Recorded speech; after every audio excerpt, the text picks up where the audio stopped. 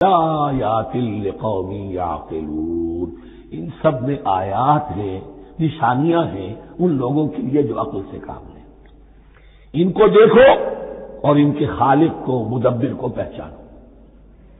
آیات ہے، اور ان کے آیات کے پہچاننے کا جو عملی نتیجہ نکلنا چاہیے، اور جس کو عام طور پر لوگ نہیں پہنچ پاتے جس تک، اب اگلی آیت میں اس کا تذکرہ ہے۔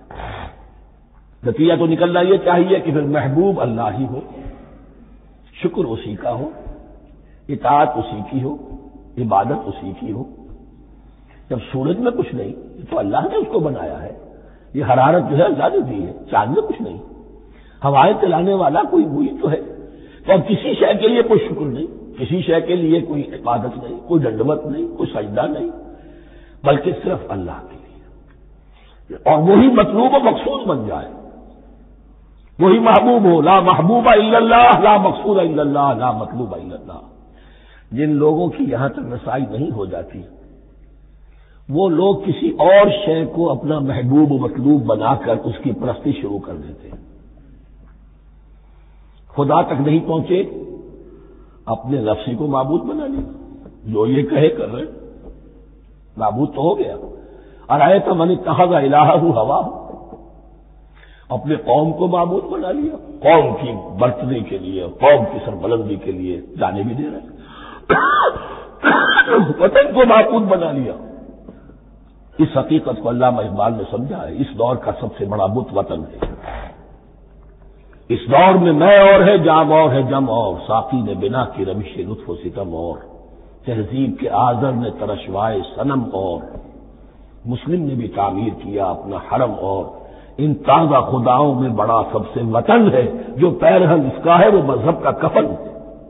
نیشنلزم، ٹیریٹوریل، وطنی قومیت، وطن کی جے، یہ معبود بنائے بیٹھے۔ تو اب یہاں سنیے، ومن الناس، اور لوگوں میں سے کچھ ایسے بھی ہیں، من یتخذ من دون اللہ اندادا، جو اللہ کو چھوڑ کر کچھ اور چیزوں کو اس کا مد مقابل بنا دیتے ہیں۔ وطن کو بنا لیا، قوم کو بنا لیا، ہیومنزم، انسانیت، نوع انسانی، ہم اس کے خدمتگار ہیں، ہم اس کی بہتری کے لیے کام کر رہے ہیں، یہ بھی ایک معبود بن گیا۔ اور سب سے گھٹیا انسان وہ ہے کہ اپنے ہی حسن کا دیوانہ بنا پھرتا ہوں، اپنا ہی نفس ہے، اسی کے گر چکر لگا رہا ہے، وہی حریم ہے اس کا، وہی حرم ہے اس کا، اور وہ طواف کر رہا ہے اپنے نفس کا، تو وہ بھی تو اس کا ایک معبود ہے۔ لوگوں میں سے وہ بھی ہیں کہ جو اللہ کو چھوڑ کر کسی اور چیز کو اس کا مد مقابل بنا دیتے ہیں، یحبونہم کحب اللہ، اور ان سے محبت کرنے لگتے ہیں جیسی کہ اللہ سے کرنی چاہیے۔ یہ فلسفہ ہے اصل میں، ہندی میں اسے آدرش کہتے ہیں، عربی میں نصب العین، انگلش میں آئیڈیل۔ ہر باشعور انسان کسی شے کو اپنا آئیڈیل بناتا ہے اور اس سے پھر محبت کرتا ہے، اس کے لیے جیتا ہے، اس کے لیے مرتا ہے، قربانیاں دیتا ہے، اثار کرتا ہے، قوم کے لیے قربانی، وطن کے لیے قربانی، فلاح کے لیے قربانی، خود اپنی ذات کے لیے قربانی۔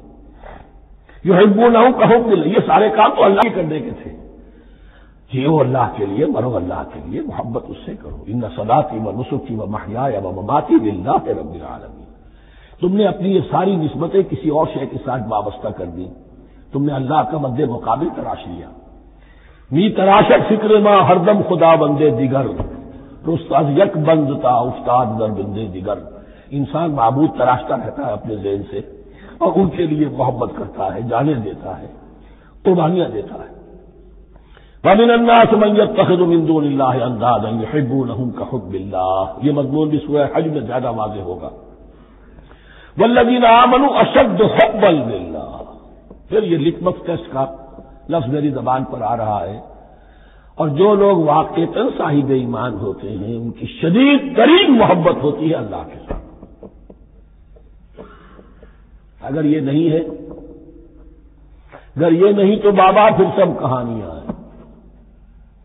کوئی شے اللہ سے زیادہ محبوب ہو گئی وہ تمہاری معبود ہے، تم نے اللہ کو چھوڑ دیا، چاہے وہ دولت ہی ہے، عبد الدینار و عبد الدرہم، ہلاک اور برباد ہو جائے درہم و دینار کا بندہ. نام عبد الرحمان ہے، حقیقت میں عبد الدینار ہے. دینار آنا چاہیے، حرام سے آئے، حلال سے آئے، جائز سے آئے، ناجائز سے آئے، تو معبود اللہ نہیں ہے، معبود دینار ہے. ہندو نے یہ کیا کہ لکشمی دیوی کی ایک مورتی بنا کر پوجنا شروع کر دیا. یہ لکشمی دیوی اگر ذرا مہربان ہو جائے گی دولت آ جائے گی. ہم نے کہا ہٹاؤ اس درمیان کے لنک کو، سیدھے ہی دولت کو کیوں نہ پوجو، پیٹرو ڈالر کو پوجو، ڈالر کو پوجو، ترک وطن کرو، ماں باپ کو چھوڑو یہاں سسکتا ہوا کہ مر رہے ہیں اور کوئی ان کا بیٹا ان کی بیٹی ان کے پاس نہیں. کس لیے؟ ڈالر. کون معبود ہوا؟ وَمِنَ النَّاسِ مَن يَتَّخِذُ مِن دُونِ اللَّهِ أَندَادًا يُحِبُّونَهُم كَحُبِّ اللَّهِ وَالَّذِينَ آمَنُوا أَشَدُّ حُبًّا لِّلَّهِ وَلَوْ يَرَى الَّذِينَ ظَلَمُوا إِذْ يَرَوْنَ الْعَذَابَ أَنَّ الْقُوَّةَ لِلَّهِ جَمِيعًا.